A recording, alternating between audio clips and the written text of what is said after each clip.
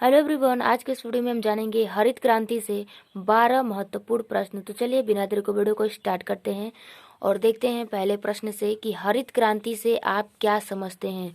उत्तर है कि हरित क्रांति का नाम कृषि उपज से जोड़ा गया था। स्वतंत्रता प्राप्ति के बाद भारत ने कृषि क्षेत्र में तरक्की की, उससे अन्न की पैदावार में अतिशय वृद्धि हुई। कृषि के क्षेत्र में उन्नत बीजों व संकर बीजों का निर्माण, कृषि यंत्रों में बढ़ावा, उपजाऊ उर्वरकों का प्रयोग, कीटनाशक रसायनों का प्रयोग, सिंचाई के वैज्ञानिक साधन तथा नई तकनीकी का कृषि क्षेत्र में प्रयोग अत्यधिक सफल रहा, जिससे कि किसानों के खेत जो है वो हरे सोने से लहलहा उठे। इसी क्रांति को हरित क्रांति कहा गया। इसी आंदोलन के कारण हमारे कृषि उत्पादन प्रणाली में मूलभूत परिवर्तन हुए, साथ ही देश में जमींदार प्रथा का उन्मूलन हुआ। प्रश्न दूसरा है कि भारत में परंपरागत कृषि की प्रमुख विशेषता क्या है। उत्तर है इसकी कि भारत में परंपरागत कृषि की प्रमुख विशेषता है, पहला, कृषि से देश की बहुत बड़ी जनसंख्या को रोजगार मिलता है। पहला जो हेडिंग है कि कृषि से देश की बहुत बड़ी जनसंख्या को रोजगार मिलता है। भारत में कृषि सबसे महत्वपूर्ण उद्योग है। देश के 67% लोग इस पर अपना जीवन निर्वाह करते हैं। भारत में बढ़ती हुई जनसंख्या के कारण बेरोजगारी की एक गंभीर समस्या बनी हुई है। जनसंख्या का एक बहुत बड़ा भाग रोजगार के लिए कृषि पर ही आधारित है। दूसरा हेडिंग है कि राष्ट्रीय आय का प्रधान स्रोत। कृषि क्षेत्र में लगभग 31.6% राष्ट्रीय आय होता है, इसलिए देश में इसका महत्व बहुत अधिक है। यह बात महत्वपूर्ण है कि देश की राष्ट्रीय आय में कृषि का भाग लगातार घट रहा है। तीसरा हेडिंग है कि खाद्यान्न आपूर्ति। देश में लोगों की सबसे बड़ी आवश्यकता भोजन की पूर्ति कृषि से ही होती है। सन 1991 की तुलना में अनाज के उत्पादन में 3.5 गुना वृद्धि हुई, जब हमारा देश खाद्यान्न के मामले में आत्मनिर्भर हो गया। उसके बाद 4 हेडिंग है कि उद्योग का आधार। भारत में कृषि के महत्व का बड़ा कारण यह है कि वह देश में उद्योगों को कच्चा माल प्रदान करती है। देश के प्रमुख उद्योग कृषि पर ही निर्भर करते हैं। कुछ उद्योग सीधे रूप से तथा दूसरे बहुत से उद्योग अप्रत्यक्ष रूप से कृषि उपज पर ही निर्भर रहते हैं। कुटीर उद्योग जैसे कताई, बुनाई, तेल निकालना, चावल कूटना, कोहलू, क्रेश आदि भी कच्चे माल के लिए कृषि पर ही निर्भर रहते हैं। कृषि पर ही डेयरी व चमड़ा उद्योग निर्भर, अतः देश के औद्योगिक विकास के लिए भी कृषि महत्वपूर्ण है। पांचवा है कि पशुओं के लिए चारा। भारतीय कृषकों के पास पशु की सबसे महत्वपूर्ण एवं अधिक मूल्यवान संपत्ति है। पशुओं के अभाव में कृषि कार्यों का पूर्ण होना संभव नहीं है। पशु और कृषि एक दूसरे पर आश्रित हैं। हमारे देश में पशुओं की संख्या सबसे अधिक है। इतनी अधिक पशुओं की जनसंख्या करीब 41 करोड़ के लिए कृषि ही चारा उपलब्ध कराती है। इस प्रकार हम कह सकते हैं कि भारत का पशु जीवन कृषि उत्पादन पर निर्भर है। 6वां है हेडिंग की विदेशी व्यापार। कृषि देश के निर्यात के एक बड़े भाग की व्यवस्था करती है। हम दूसरे देशों चाय, कॉफी, कपास, तंबाकू, मसाले, सूती कपड़ा, काजू, आम आदि वस्तुएं भेजते हैं, जिससे कि हमें विदेशी मुद्रा मिलती है। 7वां है कि राजस्व में योगदान।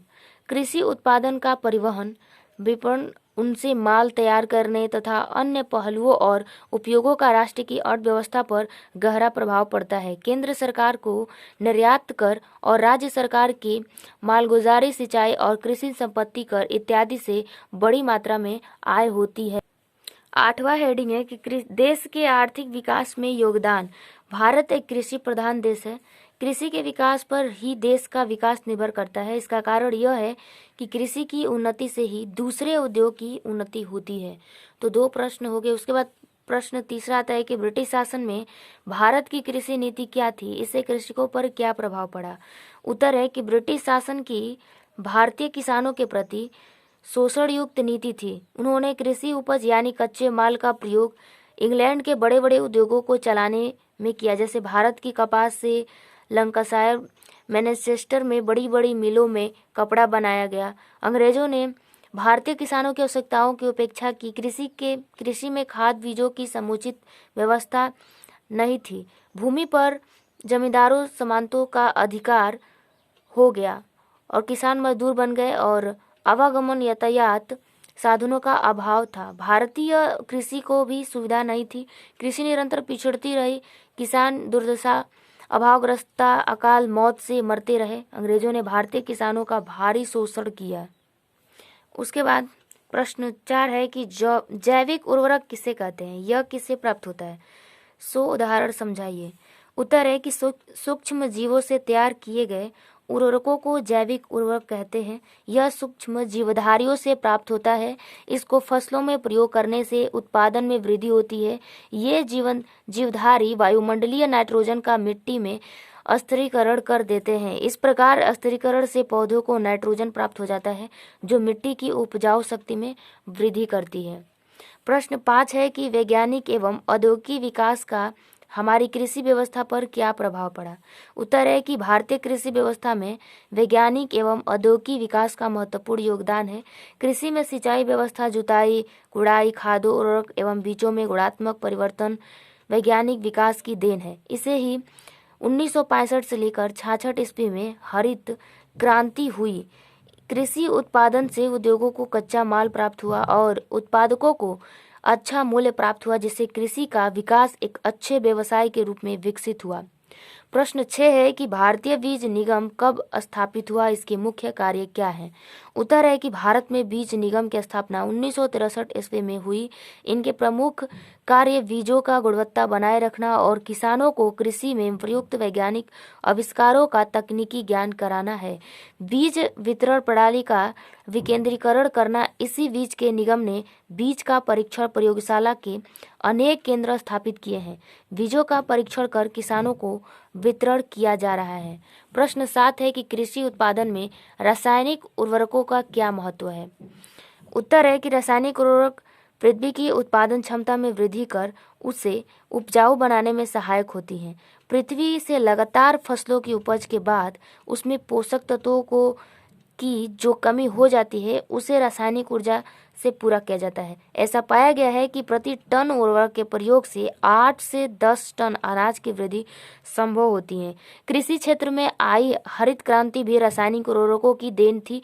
उर्वरकों के प्रयोगों से आज देश में रिकॉर्ड उत्पादन हो रहा है, जिससे आज भारत अन्न के क्षेत्र में आत्मनिर्भर हो गया है। प्रश्न 8 है कि उन्नतशील बीज उत्पादन प्रक्रिया को संक्षिप्त रूप में समझाइए। उत्तर है कि उन्नतशील बीज उत्पादन प्रक्रिया को 3 भागों में विभक्त किया गया है। पहला, जनित बीज उत्पादन का प्रथम स्तर होता है। दूसरा, अनुसंधानशालाओं में जनित बीज से मूल बीज का उत्पादन होता है। तीसरा है कि मूल बीजों से उत्पादित बीज तैयार किया जाता है। उत्पादित बीज को खेती में बोने के काम में लाया जाता है। उन्नतशील बीजों के प्रयोग से खेती की पैदावार में अत्यंत वृद्धि हुई है। खाद्यान्न क्षेत्र में आत्मनिर्भरता की श्रेणी में हमारे देश का स्थान है। प्रश्न 8 है कि मृदा परीक्षण से क्या तात्पर्य है? हरित क्रांति में इसका क्या योगदान है? उत्तर है कि मिट्टी में आवश्यक उर्वरक और उनकी मात्रा के प्रयोग की वृद्धि को मृदा परीक्षण कहते हैं। मृदा परीक्षण के अनुसार खेतों में उर्वरकों का प्रयोग भी करते हैं। इस परीक्षण से ऊपर भूमि भी उपजाऊ बनाया जा सकता है। मृदा परीक्षण में हरित क्रांति का महत्वपूर्ण योगदान है। इससे कम लागत में अधिक पैदावार ली जा सकती है। जब से मृदा परीक्षण प्रयोगशाला शुरू हुई है, खेती में क्रांतिकारी परिवर्तन हुआ है। देश में खाद्यान्न में आत्मनिर्भर हो गया है। आर्थिक व्यवस्था में सुधार हुआ है। प्रश्न 10 है कि हरित क्रांति को जन्म देने वाले प्रमुख घटक कौन कौन से हैं? उत्तर है, हरित क्रांति को जन्म देने वाले प्रमुख घटक निम्न है। पहला, अधिक उपज देने वाला उन्नत किस्मों HYVP का प्रयोग। दूसरा है कि रासायनिक उर्वरकों का अधिक प्रयोग। तीसरा है सिंचाई की लघु योजनाओं का विस्तार करना।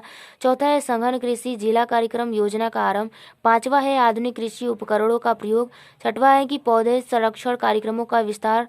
सातवां है कि बहुफसली कार्यक्रमों का विस्तार। आठवां है कि उचित दरों पर कृषि साख की पर्याप्त उपलब्धता। नौवां है कि भंडारण एवं विपणन सुविधाओं का विस्तार। उसके बाद है 10वां है कि परिवहन सुविधाएं एवं ग्रामीण क्षेत्रों में विद्युतीकरण। 11 है कि भूमि कटाव को रोकने के लिए भू संरक्षण कार्यक्रमों का प्रोत्साहन देना। 12 है कि कृषकों को न्यूनतम मूल्य की गारंटी। और 13 है कि कृषि शोधों, शिक्षा एवं प्रशिक्षण सुविधाओं का प्रश्न 11 है कि भारतीय कृषि को हरित क्रांति से कौन कौन से लाभ प्राप्त हुए हैं।